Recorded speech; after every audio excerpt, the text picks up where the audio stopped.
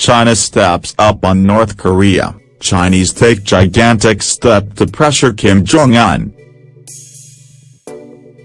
Washington's Commerce Secretary Wilbur Ross said an order for Chinese banks to stop doing business with Pyongyang was a logical next step in the sanctions, and a very important one. Mr. Ross said, Chinese commercial banks had been a big route for facilitation of trade to North Korea, so the fact that the People's Bank of China has put out a taboo, that's a very big deal. Bosses at the People's Bank of China, BOC, essentially the country's central bank, sent out a directive last instructing domestic banks to implement United Nations sanctions against North Korea.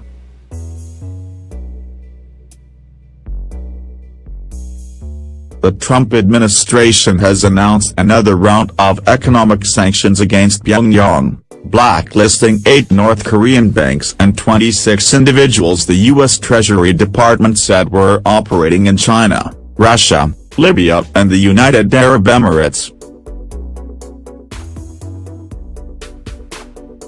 The administration said the North Korean banks are used to help finance development of weapons of mass destruction, including nuclear bombs, and the individuals were working with the North Korean financial system. Treasury Secretary Steven Mnuchin said, "We are targeting North Korean banks and financial facilitators acting as representatives for North Korean banks across the globe. This further advances our strategy to fully isolate North Korea in order to achieve our broader objectives of a peaceful and denuclearized Korean peninsula." The sanctions complement 2 other packages of penalties approved unanimously by the 15-member United Nations Security Council this summer, as well as earlier U.S. sanctions. The UN sanctions target North Korean exports of seafood, textiles and coal, and limit its imports of oil.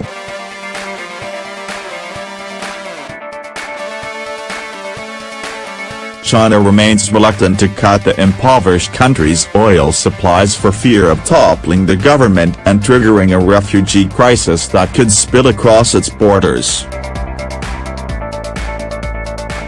The United States believes tightening the economic screws is key to forcing Kim's government to the negotiating table, much as international sanctions helped bring Iran to talks that produced a nuclear disarmament accord in 2015. The sanctions come as Mr. Trump and North Korean despot Kim Jong Un traded insults, and officials in Pyongyang accuse the U.S. of declaring war.